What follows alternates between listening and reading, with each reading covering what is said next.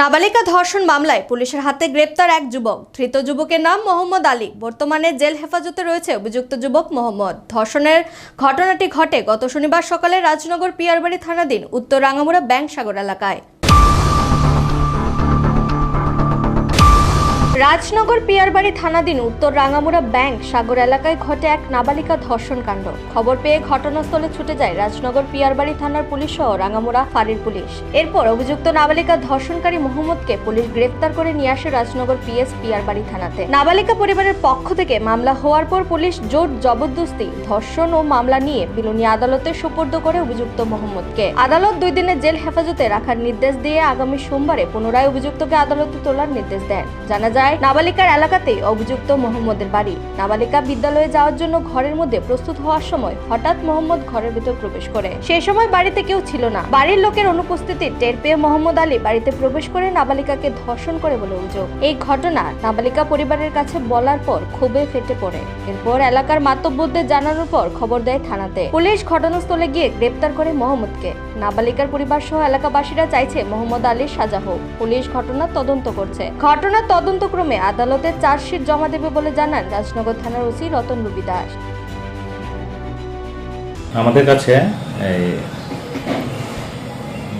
সকালবেলা খবর আসে যে উত্তর রাঙ্গামুড়া ব্যাংকসাগর এলাকাতে পার্শ্ববর্তী এলাকার এক ছেলে এক বাড়িতে অবৈধভাবে প্রবেশ করে এবং ওই মেয়েটা স্কুলে যাওয়ার জন্য স্কুলের ড্রেস পরিধান করছিল।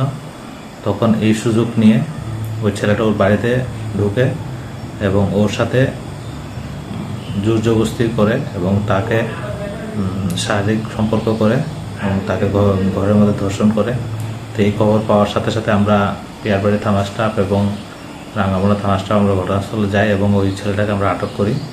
ওই ছেলেটার নাম মোহাম্মদ আলী, উত্তর রাঙ্গামুড়া ব্যাংকসাগর এলাকাতে বাড়ি।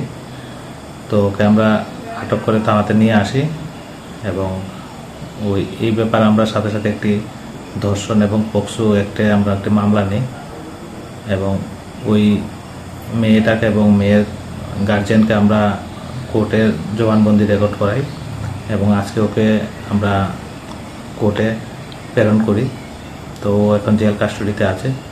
তবে আমরা এই ঘটনাটাকে অতি শীঘ্রই আমরা চার্জশিট দেব এবং আইনের যা যা ব্যবস্থাপনা আছে আমরা এটা করব, করে অতি শীঘ্রই আমরা এটাকে বিচারের আওতায় নিয়ে আসবো। ধন্যবাদ। নিজস্ব প্রতিনিধি রিপোর্ট, এশিয়ান টাইমস।